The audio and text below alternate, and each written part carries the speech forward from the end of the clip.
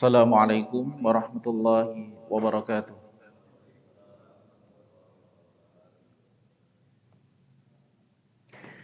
Alhamdulillah, alhamdulillahillazi hadana lihadza wa ma kunna linahtadiya laula an hadanallah.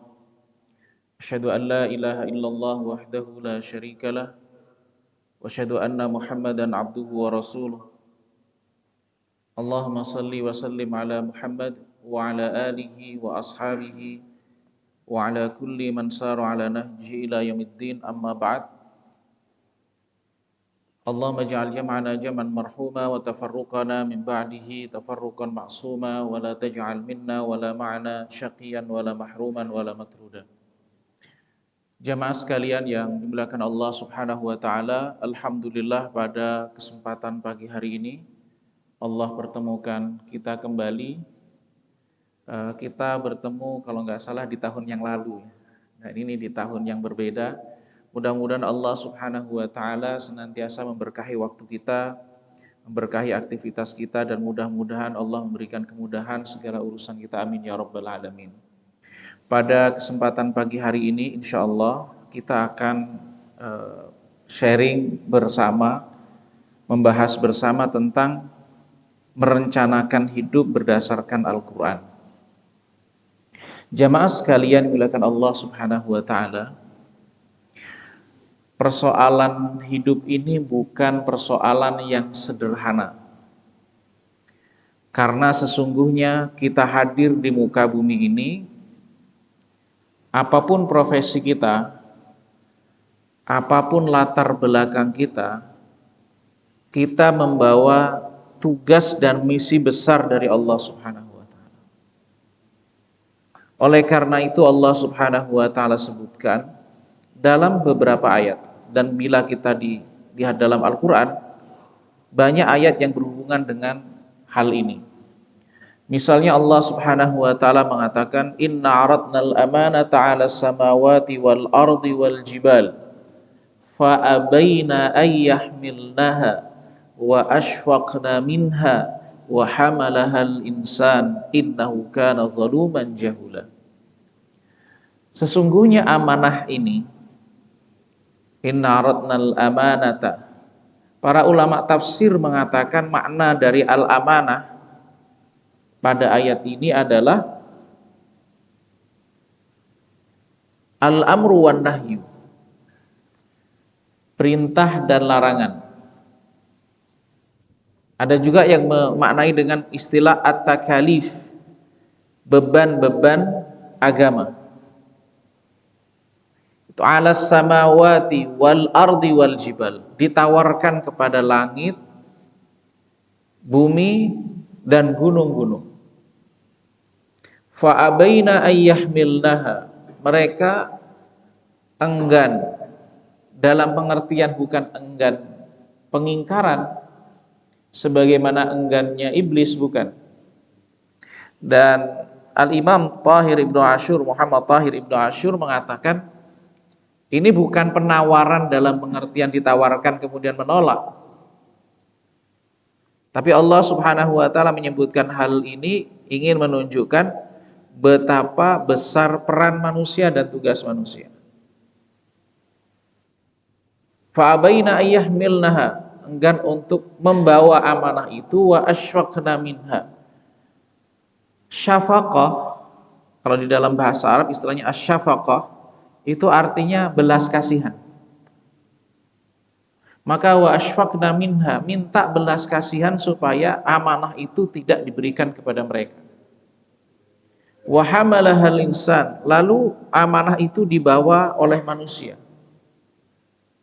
Innahu kana zaluman jahula. Lalu yang ada persoalan manusia itu, masalahnya manusia itu, ketika membawa amanah lantas amanah itu tidak ditunaikan, itu sebabnya dua. Kezaliman dan kebodohan. Dan semua jenis pelanggaran itu adalah kebodohan. Secerdas apapun, setinggi apapun level pendidikan seseorang, ketika dia melakukan sesuatu yang melanggar yang Allah Subhanahu wa taala tetapkan, maka sesungguhnya dia melakukan tindak kebodohan. Dan silahkan dicek di dalam Al-Quran, tidaklah Allah menisbatkan kebodohan, itu bukanlah karena minimnya informasi secara umum. Sebagian besar kata kebodohan atau jahiliyah di dalam Al-Quran, itu tidaklah dinisbatkan kepada orang yang tidak mengenyam bangku pendidikan atau tidak bisa membaca tulis. Tetapi sebagian besar kata-kata kebodohan itu dinisbatkan kepada perilaku bodoh. Perilaku bodoh itu disebabkan ada beberapa hal. Karena dia memang tidak tahu tapi dia melakukan itu. Tidak menggunakan akalnya. Lebih bodoh lagi kalau dia tahu bahwa itu adalah perkara-perkara yang melanggar, tapi justru dia lakukan. Insya Allah nanti kita coba bedah itu. Nah, jamaah sekalian, ayat ini menggambarkan betapa besar fungsi kehadiran manusia di muka bumi. Maka penting bagi kita, di mana kita berada, kapan kita berada. Manusia itu kan adalah bagian dari potongan sejarah. Hidup kita ini adalah potongan sejarah dari perjalanan umat manusia. Maka ketika seseorang itu dihadirkan di wilayah tertentu, kenapa kita dilahirkan di Indonesia? Dari orang tua fulan dan fulan, di waktu tertentu, itu adalah potongan sejarah umat manusia. Kita ini adalah bagian dari potongan sejarah umat manusia. Maka rentang waktu yang Allah berikan kepada kita di ruang tempat tertentu, di zaman tertentu, kita membawa tugas dari Allah.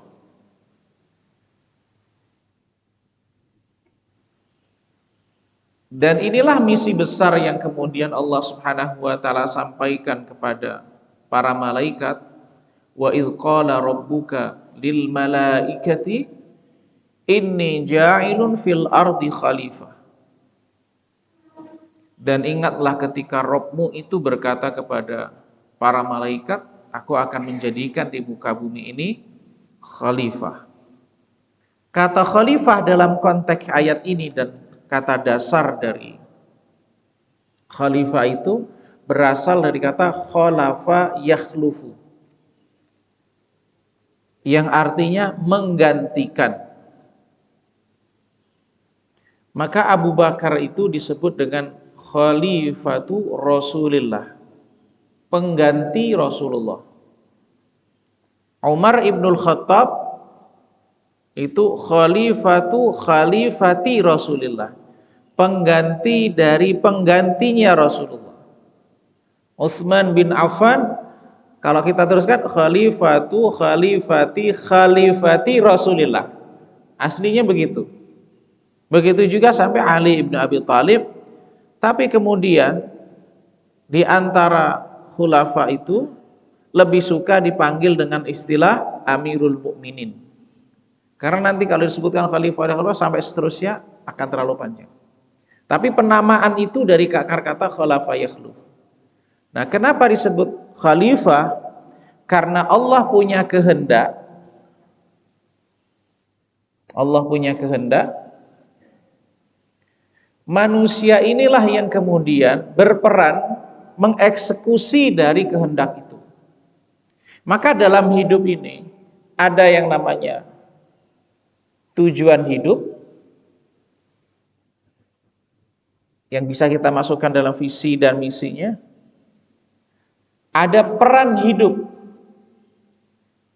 dan ada petunjuk dan cara hidup. Semuanya ini dijelaskan dalam Al-Quran. Visi misi hidup, kalau visinya disebutkan, misinya juga disebutkan, perannya juga disebutkan, teknis cara mengeksekusi perannya juga disebutkan. Maka ini pentingnya kita dalam perencanaan hidup itu, bahwa hidup kita itu jangan sampai kemudian lepas visinya apa, kemudian misi kehadirannya dia sebagai makhluk hidup itu apa, peran yang seharusnya dia perankan apa, cara dia menjalankan perannya seperti apa. Kalau kita lihat visi itu sebagai titik akhir kehidupan, bahwa Allah Subhanahu wa taala menggambarkan bahwa titik dari kehidupan itu finalnya antara surga atau neraka.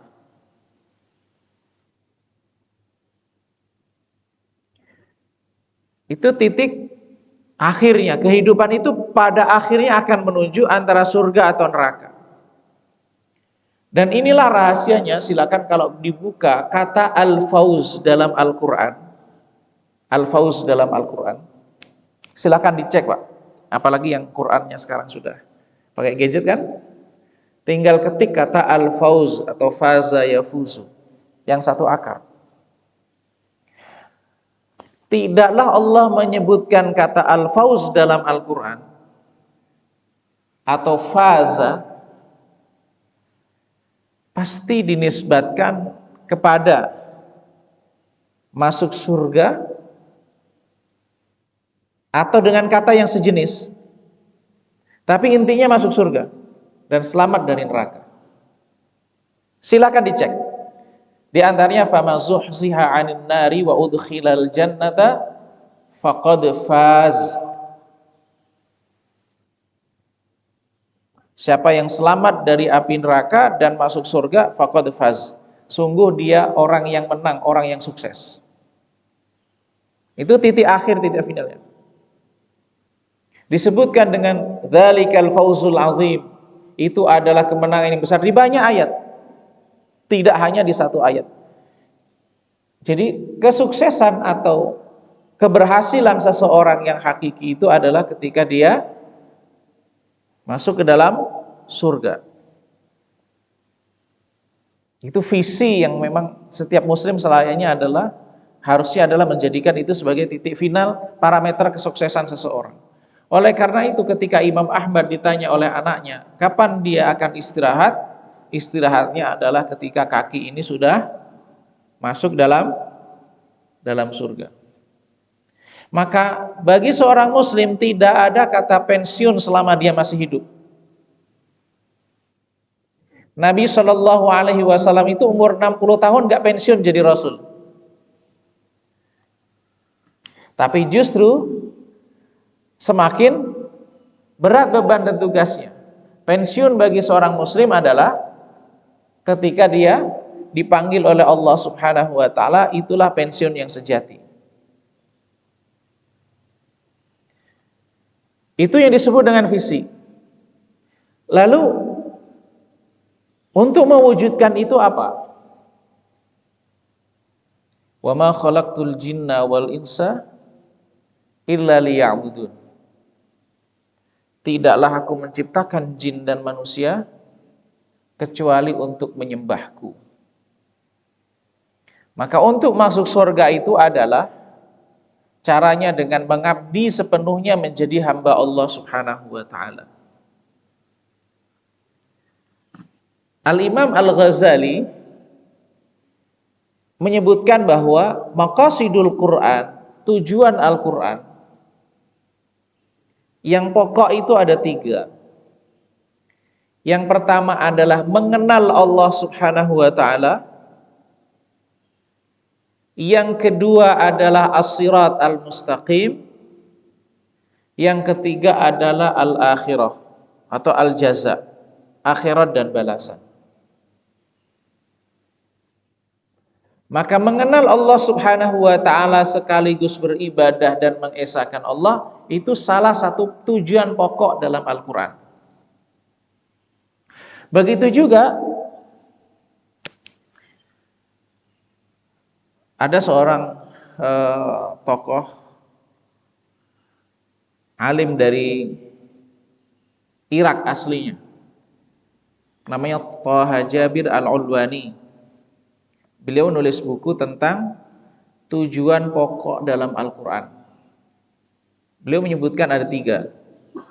Mirip dengan yang disebutkan oleh Al-Imam Al-Ghazali. Yang pertama adalah tauhid. Yang kedua adalah tazkiyah, mensucikan diri.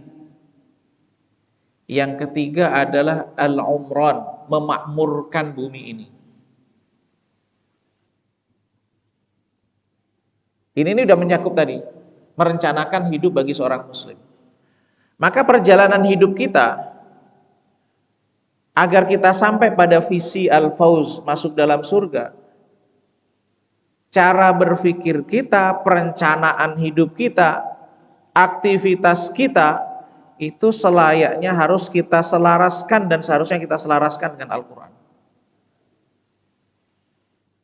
Ini untuk mendesain hidup, apapun profesi seseorang. Maka kemudian ketika dia akan memilih profesi, akan memilih aktivitas, parameter aktivitas itu baik atau buruk selain dilihat dari sisi penghasilannya berapa, manfaat yang dia dapatkan apa, sebelum itu harus dia selaraskan bagaimana Al-Quran menilai profesi itu. Bahwa al-ibadah liya'buduni, kalau wa ma khalaqtul jinna wal insa illa liya'budun, kita bacanya waqaf. Tapi kalau dibuka itu Pak, dibuka di mushafnya, itu nunnya itu adalah liya'buduni.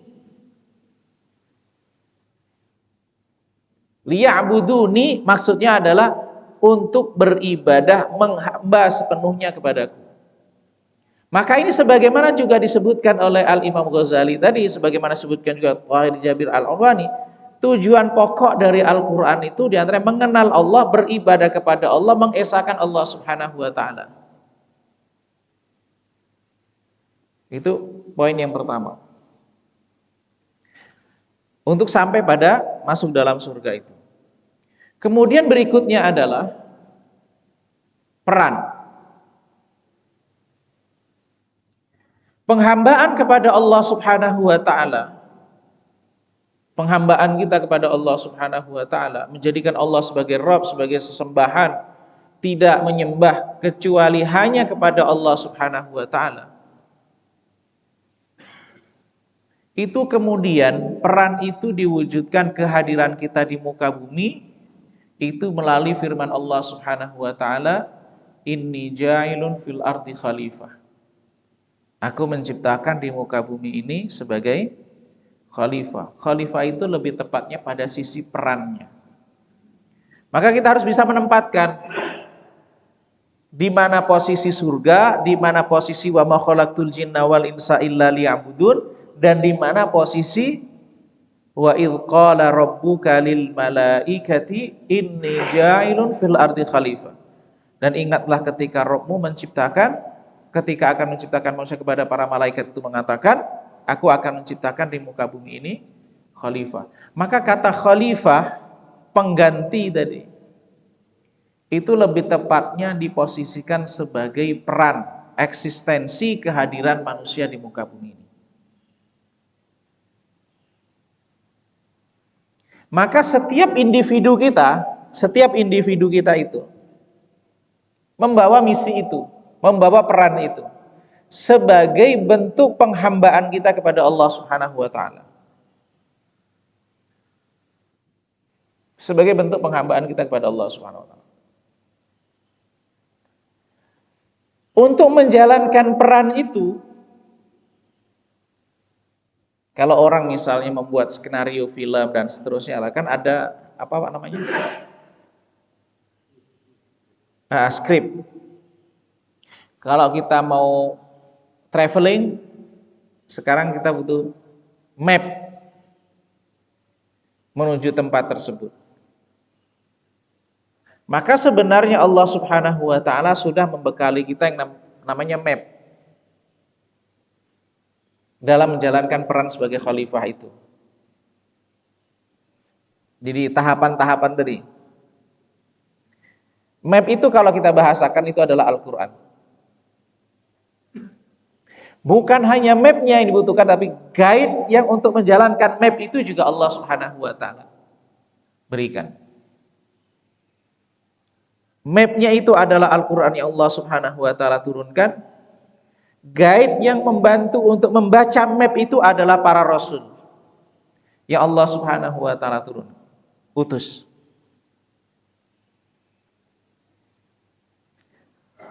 Maka turunnya risalah itu, kalau kemudian disebutkan bahwa agama ini adalah nikmat yang paling besar, karena dengan map ini sebagian besar persoalan dalam hidup kita itu terjawab.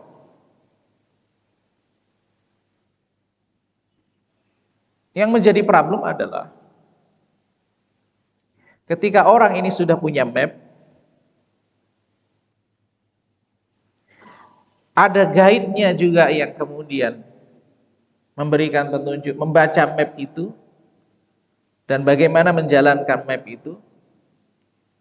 Pertanyaannya adalah, apakah map itu, petunjuk jalan itu, kemudian dijadikan pajangan di rumah saja, sebagai hiasan ketika ruang tamu, ada tamu datang, oh orang ini banyak koleksi mushafnya, dan seterusnya.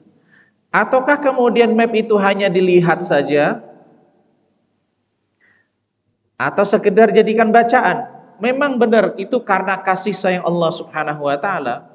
Orang baca Al-Quran saja itu berpahala. Tapi itu bukan tujuan inti dari membaca Al-Quran. Jadi kenapa Allah Subhanahu wa Ta'ala, ini perlu cara kita mempersepsi tentang pahala membaca Quran. Salah kita mempersepsi, reaksinya yang muncul akan berbeda.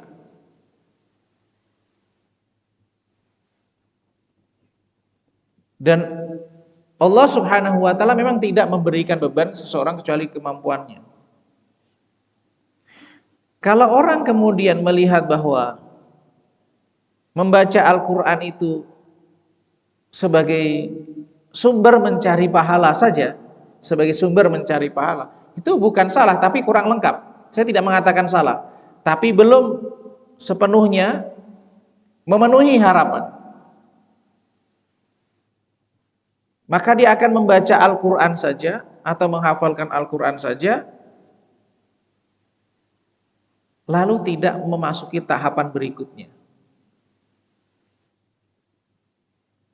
Berbeda halnya bila kemudian persepsi itu kita rubah, cara pandang itu kita rubah.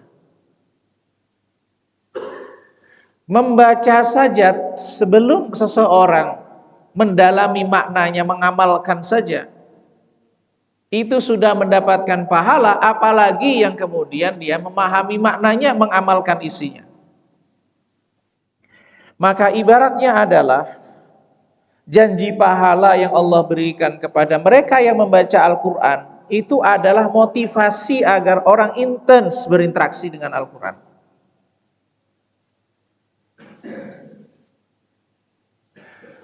Jadi ibaratnya kalau anak-anak begitu misalnya, kalau di awal-awal malas sekolah, malas baca buku, diiming-iming dengan nanti kalau dia berangkat sekolah, nanti habis pulang sekolah diberikan jajan, diberikan ini, kamu pengen apa? Pengen es krim atau apapun. Maka kemudian dia berangkat sekolah, dia di sekolah enggak, yang penting saya berangkat sekolah, nanti pulang sekolah saya dapat jajan. Oleh ayah atau ibunya diberikan es krim atau apapun. Tapi sebenarnya motivasi ini orang tua, yang penting dia baca dulu. Ketika dia nanti membaca, itu bukan tujuannya dia misalnya sekedar masuk sekolah kemudian nanti dapat pahala. Itu saja, tahapannya bukan itu saja. Karena sejatinya orang bersekolah, orang belajar itu supaya dia memiliki pengetahuan, memiliki wawasan, dia bisa menjalankan hidup itu berdasarkan pengetahuan dan wawasan. Orang tua maksudnya adalah membekali anaknya dengan pengetahuan agar dia nanti ketika berpengetahuan bisa hidup survive. Tapi supaya anak ini mau sekolah, maka kemudian awalnya ogah-ogahan begitu, kemudian diberikan motivasi. Nah, coba kalau kita melihat bahwa membaca Al-Quran itu pahala yang diberikan adalah sejenis motivasi yang Allah berikan, dan itu kasih sayang Allah Subhanahu wa Ta'ala agar orang sering berinteraksi dengan Al-Quran, sehingga nanti dia masuk pada tahapan berikutnya, memahami, membaca apa sih sebenarnya yang saya baca ini isinya apa. Kemudian nanti setelah membaca 1, 2, 3 ayat mengetahui isinya, begitu seterusnya. Oh ternyata kemudian menambah wawasan, sehingga nanti ketika dia membaca Al-Quran itu motivasinya bukan hanya sekedar saya berpahala apa yang saya dapatkan. Mirip dengan anak tadi yang pengen es krim misalnya begitu. Tapi justru dia tahu apa kemudian persoalan yang ada dalam hidup saya yang kemudian bisa saya temukan jawabannya dalam Al-Quran. Kalau saya berprofesi sebagai A, maka apa yang di jalan yang ditunjukkan oleh Al-Quran.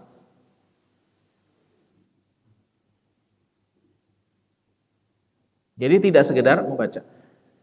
Tapi kalau kemudian ada orang mengatakan saya hanya bisa membaca, kemudian untuk memahami makna dan seterusnya saya belum memiliki kemampuan, ya lakukan itu. La yukallifullahu nafsan illa wus'aha. Iqra'ul Qur'an fa innahu ya'ti yaumal qiyamati syafi'an li ashabihi. Bacalah Al-Qur'an karena nanti akan menjadi syafaat bagi pembacanya. Itu adalah sejenis motivasi supaya interaksi. Coba bayangkan jemaah sekalian. Al-Quran itu syarat dengan nilai. Syarat dengan nilai. Kalau orang satu hari, ketika dia membaca satu hari itu membaca 1 lembar saja dalam Al-Quran, dan itu terus diulang, maka apabila kemudian ditambahkan dengan dia mengetahui maknanya, coba bayangkan berapa nilai yang dia dapatkan setiap hari ketika membaca 1 lembar Al-Quran itu.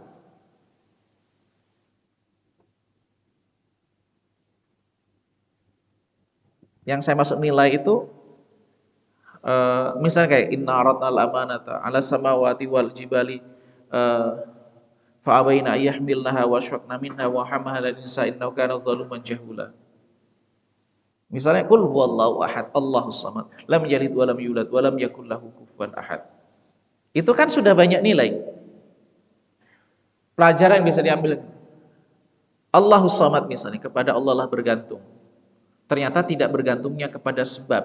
Sebab itu sebagai sarana, bukan sebagai tempat bergantung. Itu misalnya, itu nilai yang apabila orang diulang-ulang terus dalam setiap hari itu dibaca, maka itu memberikan penguatan nilai di dalam dirinya, pembentukan karakternya luar biasa.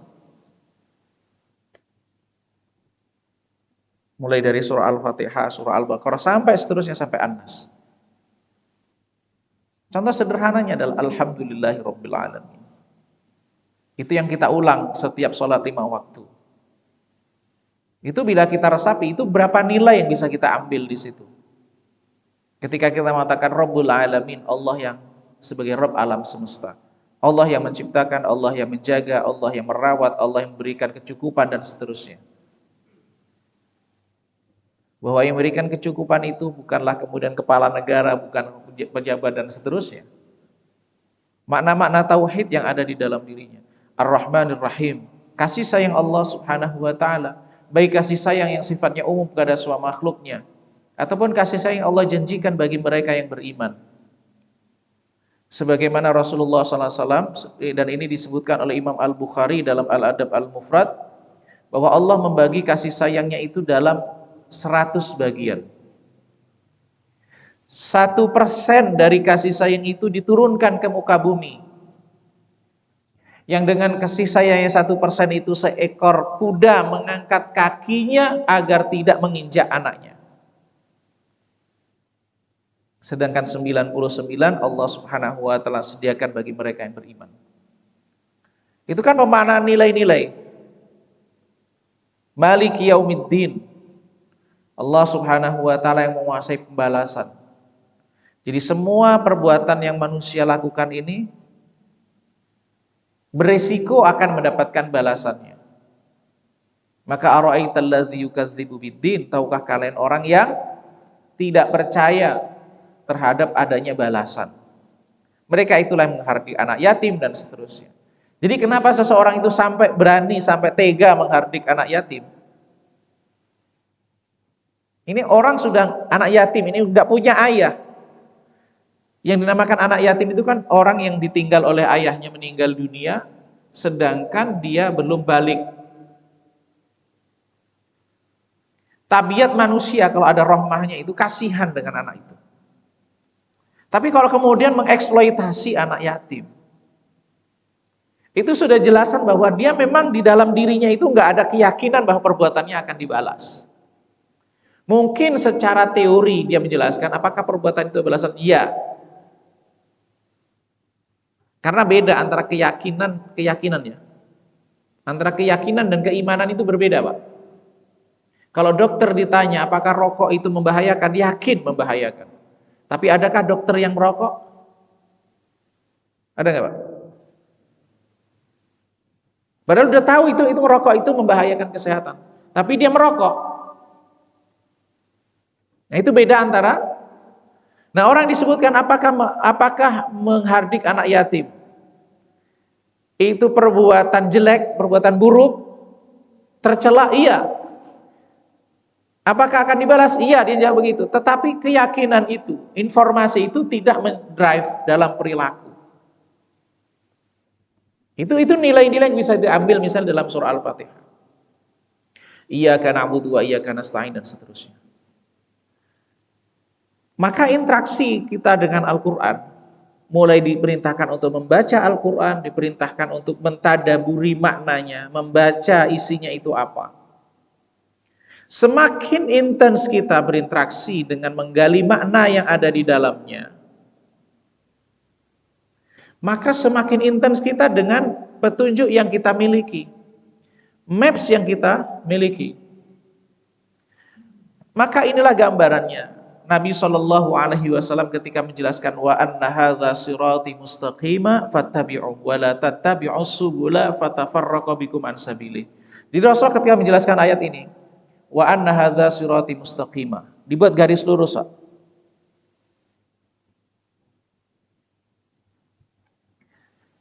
Wa anna hadza sirati mustaqima fala tattabi'us subula. Lalu di jalan ini dibuat garis-garis ke kanan ke kiri itu yang kalau apa itu kayak duri apa? Ikan gitu, nah, ke samping gitu. Ini wa anna hadza sirat, ini jalan yang lurus. Jalan yang samping ini adalah subul. Kalau kemudian seseorang itu ke kanan atau ke kiri menyimpang dari jalan yang lurus, maka fatafarraqu bikum an sabili. Kalian akan tercerai-berai keluar dari jalur yang lurus itu. Maka pentingnya ketika seseorang membaca Al-Qur'an itu dan menghafalkan Al-Qur'an sejauh mana yang mampu dimiliki, itu tahapan dari tahapan berinteraksi dengan Al-Qur'an. Tujuannya adalah bagaimana seseorang memahami Al-Qur'an lalu menjalankan hidupnya dengan Al-Qur'an. Ketika dia menjadi pedagang, bagaimana pedagang itu sesuai dengan Al-Qur'an. Ketika dia menjadi misalnya seorang pejabat, sesuai dengan pejabat yang selaras dengan Al-Qur'an. Ketika menjadi kepala negara. Ketika menjadi suami selaras dengan Al-Qur'an. Menjadi istri yang selaras dengan Al-Qur'an. Menjadi anak sebagaimana digariskan Al-Qur'an menjadi seorang anak. Menjadi keluarga besar, bagian keluarga besar dalam masyarakat dan seterusnya, bagaimana Al-Qur'an kemudian menjelaskan itu. Nah, ada hal penting yang perlu kita selaraskan bersama, konteksnya berinteraksi dengan Al-Qur'an. Ada satu hal penting yang disampaikan oleh Syekh Muhammad Hasan Didu dari Mauritania. Tidaklah sesuatu itu disebutkan berulang-ulang dalam Al-Quran, melainkan pastilah sesuatu itu sesuatu yang penting.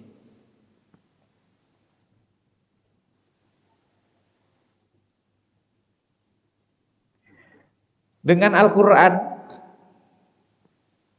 seseorang bisa melihat Dalam beragama itu penting, Pak, mempertimbangkan mana yang lebih penting, mana yang penting, mana yang kurang penting, dan mana yang tidak penting.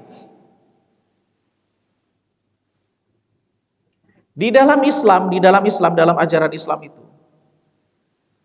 baik itu perintah atau larangan, itu levelnya nggak sama. Levelnya nggak sama. Semakin sesuatu itu penting dan strategis dalam hidup seseorang dan dalam agama, itu sebutkan dalam Al-Quran.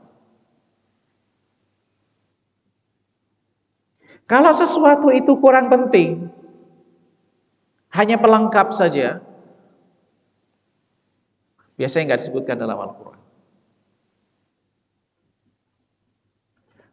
Maka ketika kita berinteraksi dengan sesama muslim ini, Pak, mana wilayah yang toleransi dan mana wilayah yang tidak toleransi, maksudnya mana wilayah toleransi dan mana wilayah yang tegas di dalam sesama muslim misalnya, atau muslim dengan non muslim, mana wilayah toleransi, mana wilayah sikap, itu bisa diposisikan. Contohnya, mohon maaf, di masyarakat kita ini kan ada banyak ormas. Ormas-ormas itu memiliki kecenderungan mazhab yang berbeda-beda. Contohnya adalah, mohon maaf, perbedaan pendapat tentang masalah ziaratul kubur. Ziarah kubur, Pak. Hukum ziarah kubur bagaimana? Aslinya, Nabi Shallallahu Alaihi Wasallam mengatakan, kuntu nahaitukum an ziyaratil kuburi ala fazuruha. Dulu aku larang kalian untuk berziarah kubur. Nah sekarang berziarahlah. Termasuk sunnah. Berziarah kubur itu termasuk sunnah. Tapi pertanyaannya adalah, pertanyaan berikutnya adalah, bukan pakai tapi. Kadang-kadang tapi mungkin agak ini. Pertanyaannya adalah, persoalan tentang ziarah kubur itu masuk dalam pokok agama atau hanya pelengkap?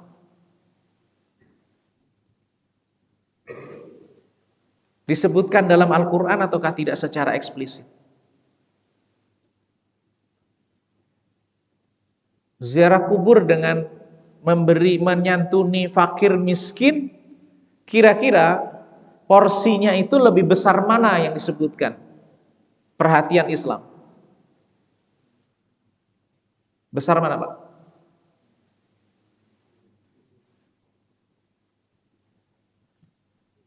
Ini cara melihat, Pak. Dan cara beragama. Pengaruhnya bagaimana? Ini kalau saya punya anggaran uang nih, tetangga saya butuh bantuan dan seterusnya. Nah, sekarang saya ini mau ziarah kubur, tapi anggaran yang saya pakai ini, kalau saya pakai saya nggak bisa bantu. Nah, kira-kira mana yang harus saya prioritaskan?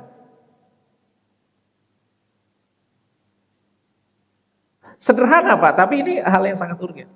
Begitu juga di dalam masalah perdebatan. Kita harus melihat ini yang diperdebatkan ini perkara sepele atau perkara pokok dalam agama.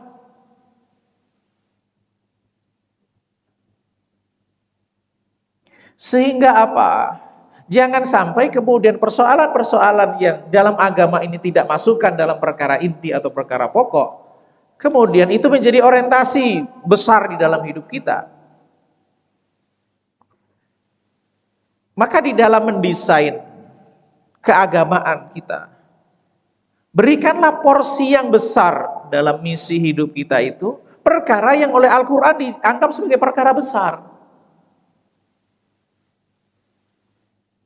Beda dengan amalan unggulan, Pak. Beda amalan unggulan. Ada orang misalnya amal unggulannya sholat sunnah dan seterusnya, itu menjadi masalah. Amalan rahasia dengan Allah itu nggak menjadi masalah.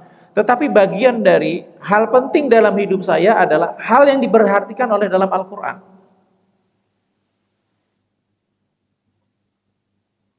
Energi yang saya harus curahkan penuh penting dalam hidup ini, Itu apakah kemudian perkara yang diberikan perhatian oleh Al-Quran dengan perhatian yang besar, atau perkara yang memang di dalam agama itu hanya disebutkan misalnya cuma satu hadis misalnya. Boleh kalau dijadikan amalan unggulan, tetapi maksudnya adalah mari kita berikan perhatian apa yang oleh Al-Quran itu diberikan perhatian besar. Karena apa? Kalau saya coba perhatikan di perdebatan media sosial, perdebatan yang bikin rame, itu rata-rata adalah perkara yang di dalam agama ini tidak masuk dalam kategori pokok.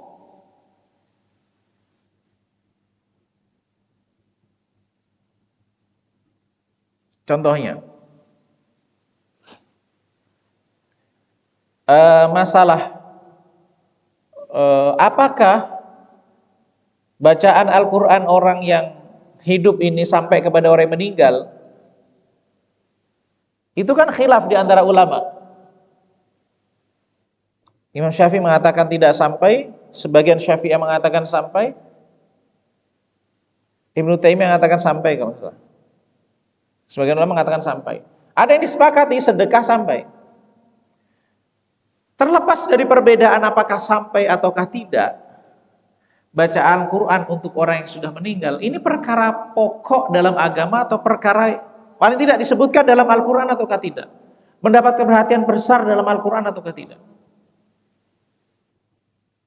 Jangan sampai perkara yang itu sederhana, yang tidak masuk di dalam radar pokok dalam agama, lalu kemudian mengorbankan sesuatu yang sifatnya menjadi perhatian besar dalam Al-Quran.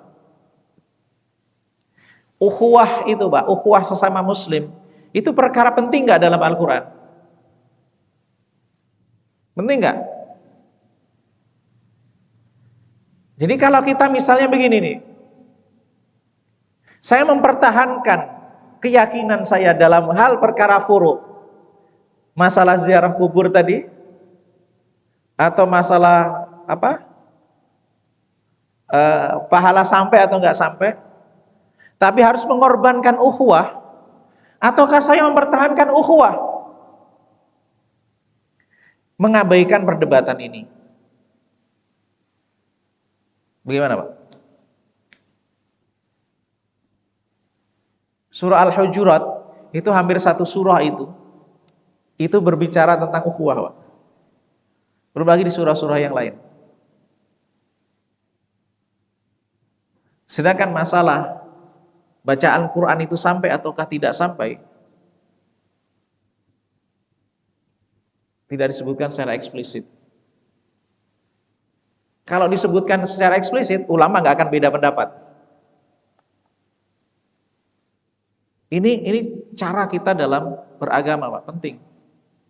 Berikanlah porsi yang besar terhadap hal yang memang oleh Al-Quran diberikan porsi yang besar.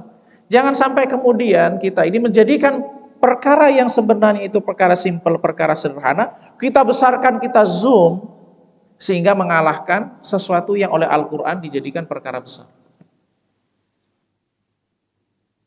Nah, inilah penting bagi kita bagaimana kita cara berinteraksi dengan Al-Quran. Jadi berikanlah perhatian apa yang oleh Al-Quran diberikan perhatian yang besar. Halnya apa? Hal-hal yang disebutkan dari Al-Quran, hal-hal yang diulang-ulang dalam Al-Quran itu berarti perkara-perkara yang penting. Dan di antara perkara yang penting itu adalah perkara-perkara yang berhubungan dengan pokok agama. Baik itu perintah ataupun larangan. Maksudnya perintah yang dilaksanakan, perintah untuk dilaksanakan maupun larangan yang untuk ditinggalkan. Jangan sampai kemudian kita menjadikan perhatian kita pada perkara-perkara yang kecil yang gak ada hubungan dengan tujuan kita sebagai manusia hadir di muka bumi dengan tugas Allah Subhanahu wa taala, lalu kita melalaikan fungsi-fungsi yang lebih besar. Nah, poin berikutnya yang terakhir mungkin jamaah sekalian, sebelum kita tanya jawab, di dalam merumuskan peran, tadi mungkin yang sempat saya singgung tadi. Seseorang menilai sesuatu, ini berhubungan dengan profesi. Suatu ketika Imam Malik itu dapat surat dari kawannya. Kawannya itu mengkritik. Imam Malik itu mencurahkan sebagian besar waktunya untuk mengajar hadis. Karena beliau termasuk imam hadis, imam fikih. Ada sahabatnya itu yang dia ahli ibadah yang ada di Mekah, berkirim surat.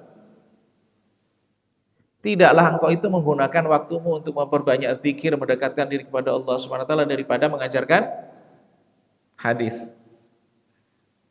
Lalu Imam Malik membalas surat itu dengan, ini disebutkan dalam kitab Syiar A'lamin Nubala. Satu ungkapan yang penting menjadi kita. Beliau dalam surat itu mengatakan, innallaha qasamal a'mal kama qasamal arzaq. Sesungguhnya Allah itu membagi peran pekerjaan sebagaimana Allah membagikan rizki. Bisa jadi seseorang itu dibukakan pada satu pintu, tidak dibukakan pintu yang lain. Dalam ibadah juga gitu, Pak. Bisa jadi orang itu dibukakan pintu puasa, tidak dibukakan di pintu qiyamul lail. Maka dia kalau suruh puasa, hampir sepanjang tahun kecuali hari-hari yang tidak boleh berpuasa, dia akan berpuasa. Fisiknya kuat. Pokoknya ini. Tapi kalau qiyamul lail mungkin cukup berapa rakaat. Ada orang yang Allah SWT bukakan pintu jihad berperang, tapi tidak dibukakan pintu yang lain. Ada yang dibukakan pintu sedekah, tapi tidak dibukakan yang lain. Dan semuanya ini memiliki kebaikan masing-masing. Tidaklah baik kemudian ada satu yang di satu pintu kemudian menafikan pintu yang lainnya. Maka dalam peran ini jemaah sekalian, apapun profesi seseorang, selama itu baik, itu bisa menjadi pintu kebaikan bagi dia untuk mendekatkan diri kepada Allah SWT.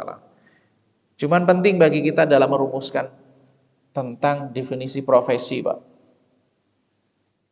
Ini mungkin bagi orang tua, karena saya rasa di sini semuanya sudah punya profesi masing-masing berbeda-beda. Secara umum orang melihat profesi itu ini satu yang wajar secara umum. Gajinya berapa, ya kan? Atau pendapatannya berapa? Dengan pendapatan itu yang saya dapatkan itu apa yang bisa saya lakukan? Itu biasanya ukuran awalnya di situ. Tapi penting bagi kita sebelum melangkah ke arah situ jamaah sekalian. Profesi itu baik apabila menurut Al-Quran, menurut sunnah Nabi SAW itu baik. Sesuatu itu dikatakan baik kalau tidak membahayakan akhirat seseorang.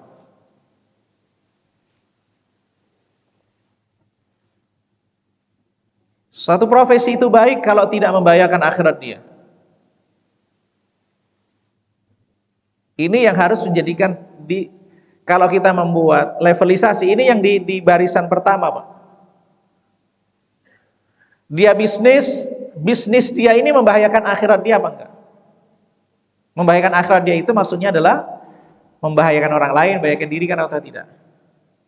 Kemudian yang kedua adalah maslahat. Semakin besar maslahat dari satu profesi,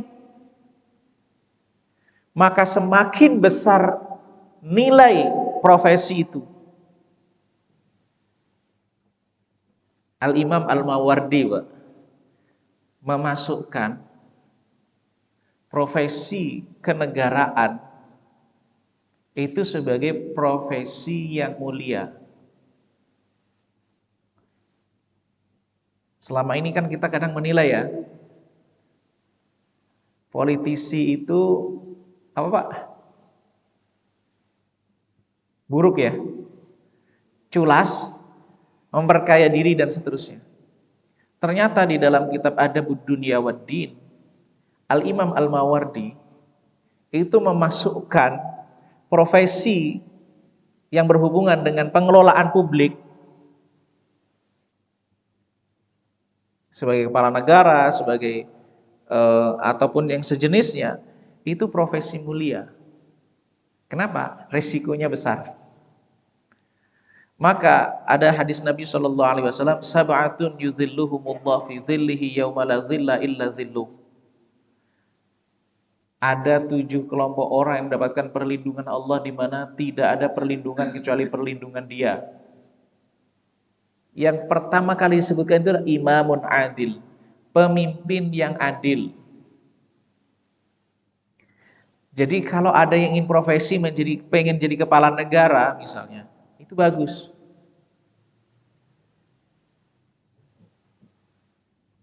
Itu bukan perkara yang terlarang. Yang menjadi tantangannya adalah kekuasaan itu mau digunakan untuk apa? Karena risikonya juga besar.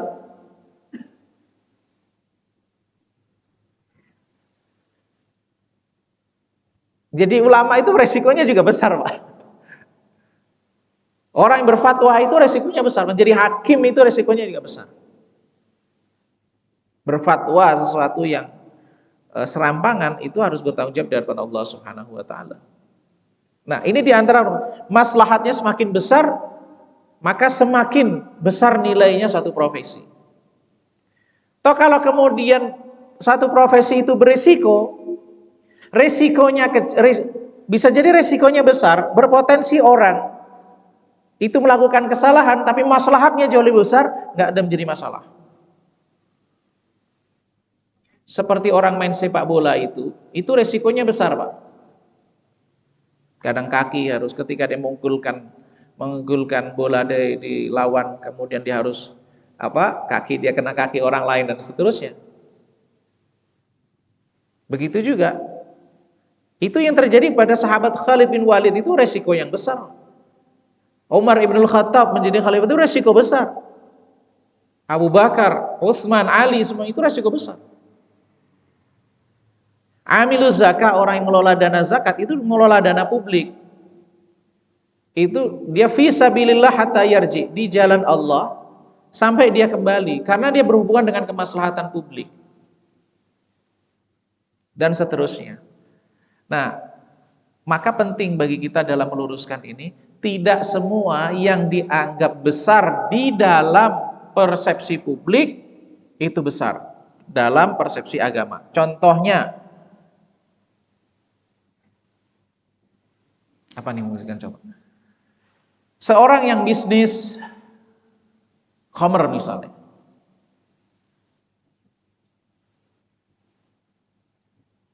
Atau mereka yang bisnis transaksi ribawi, ya, saya tidak sebutkan ini. Publik melihatnya gimana, Pak? Dia direktur satu perusahaan yang bergerak di bidang AAA. Tapi transaksinya adalah transaksi ribawi. Atau yang kemarin, yang belum lama itu, Pak, yang itu afiliator. Nah, afiliator. Apa itu? Yang bahasanya trading, yang crazy rich yang waktu itu ternyata berapa lama kemudian ditangkap itu. Itu kan orang coba perhatikan bagaimana publik merespon dia. Dia dengan waktu sekian bisa dapat harta sekian, kendaraan mewah dan seterusnya. Kira-kira profesi menarik gak, Pak? Menarik kan? Tapi pertanyaannya adalah apakah profesi itu memberikan kemaslahatan publik atau memberikan madarat bagi publik? Kira-kira kalau kita lihat, mohon maaf, kalau ada saudara kita yang profesi yang biasa membersihkan jalan itu, Pak. Kira-kira afiliator crazy rich yang kemarin ditangkap itu, dengan saudara-saudara kita yang biasa setiap pagi dia membersihkan jalan, itu lebih menarik mana, Pak?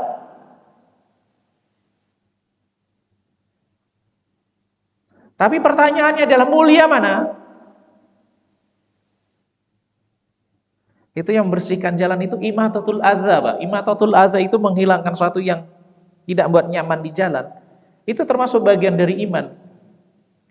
Dan bahkan ada salah satu riwayat dalam sebutkan di dalam Al-Adab Al-Mufrad, ada seseorang itu yataqallabu fil jannah. Dia itu di surga karena dia menghilangkan sesuatu yang menghalangi sesuatu di jalan.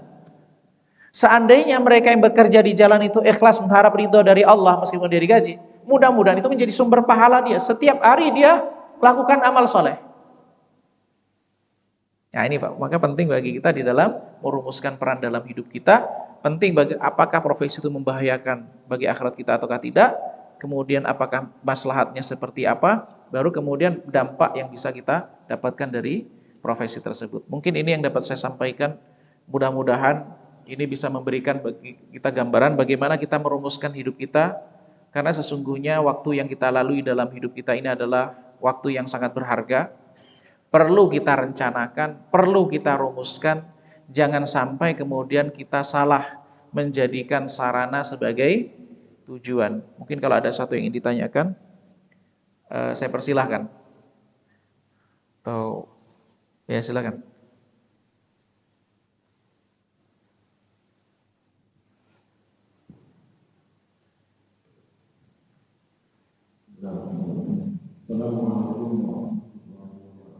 Waalaikumsalam warahmatullahi wabarakatuh.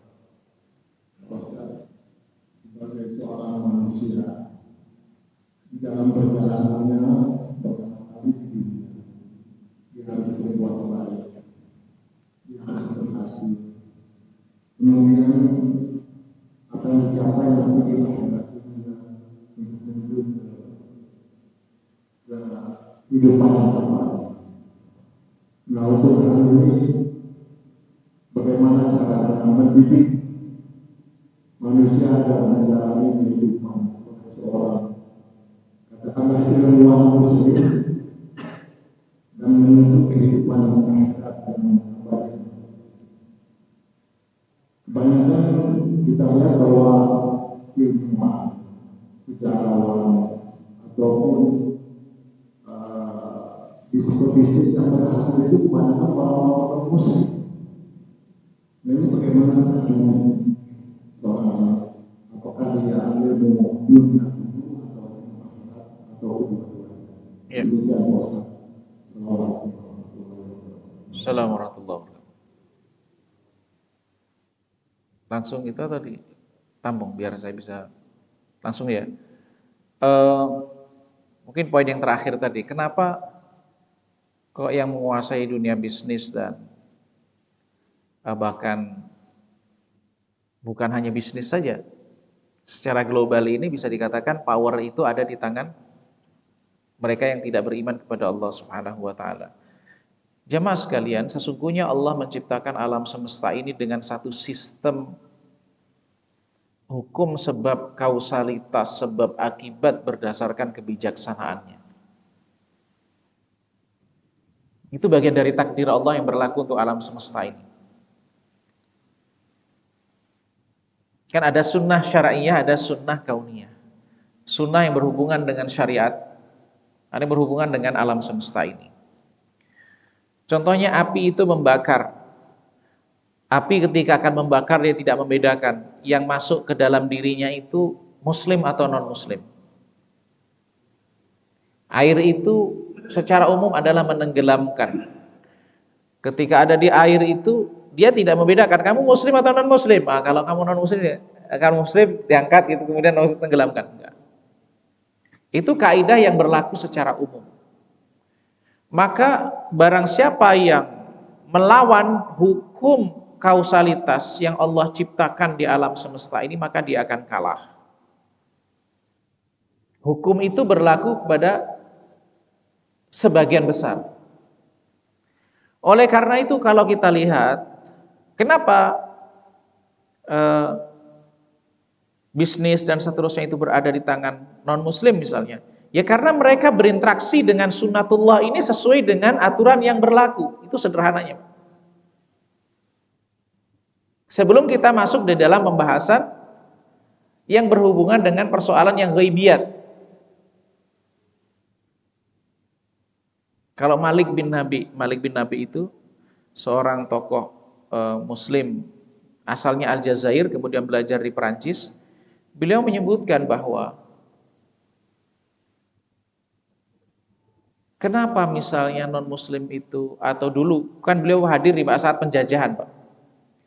Dia itu ditanya, kenapa kok kemudian negara-negara muslim pada waktu itu dijajah? Kalau sekarang bisa dikatakan juga begitu, dijajah secara teknologi, dijajah secara ekonomi dan seterusnya. Karena mereka memiliki potensi untuk dijajah. Supaya mereka tidak dijajah, mereka harus meningkatkan kapasitas mereka harus meningkatkan kekuatan mereka agar menutup potensi itu tertutupi. Potensi itu tidak ada. Maka kenapa Muslim ini rata-rata, misalnya sebagaimana disebutkan tadi, ya memang ada kelemahan dari situ yang dia harus meningkatkan kapasitasnya.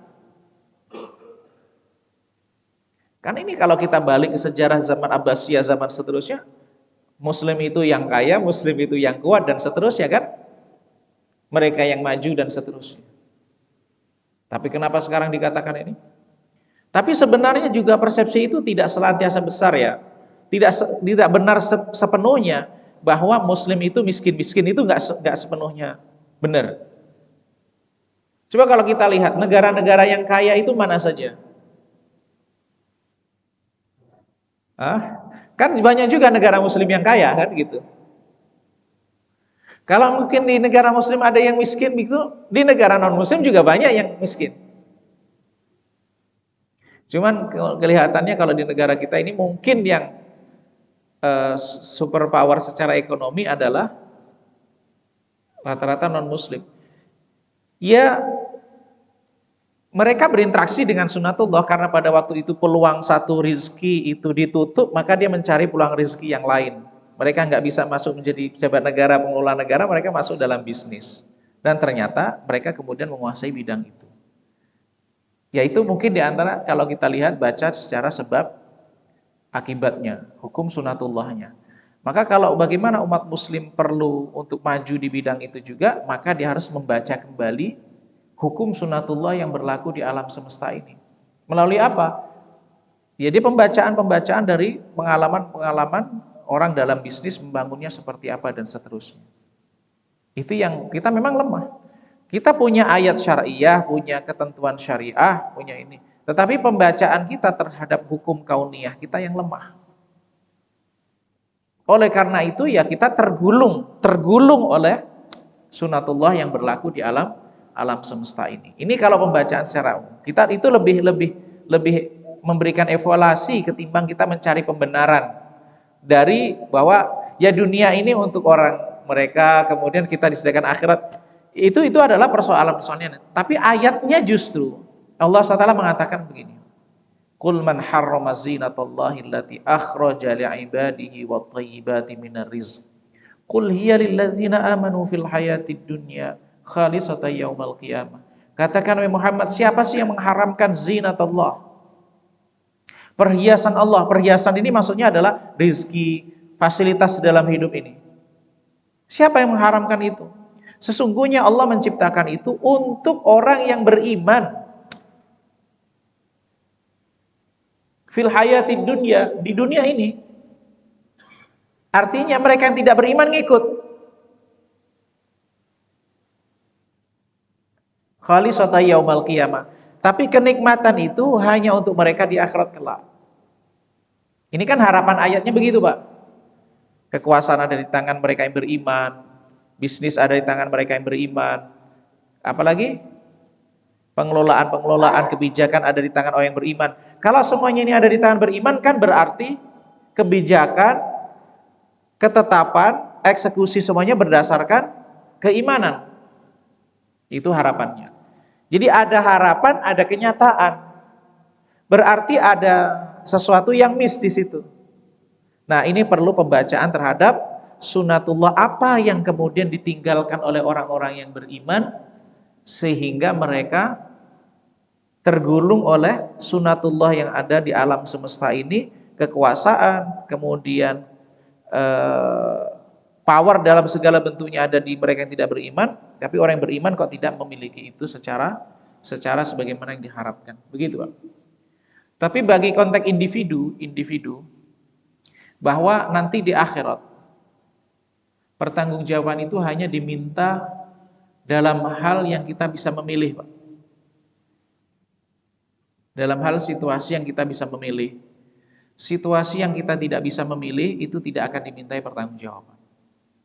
Ini dalam konteks individu ya, konteks individu. Jadi kalau ada situasi-situasi semacam itu, ya pertanggungjawaban kita adalah, ruang tanggung jawab kita adalah apa yang kita bisa memilih, mana yang tidak bisa kita pilih. Yang bisa kita milih itulah yang kemudian kita pertanggungjawabkan dalam kehidupan kita di akhirat kelak. Ini itu yang bisa saya sampaikan. Ada yang lain? Cukup waktunya? Cukup ya? Kita tutup dengan kafaratul majlis. Subhanakallah bihamdika asyhadu an la ilaha illa anta astaghfiruka wa atubu ilaik. Assalamualaikum warahmatullahi wabarakatuh.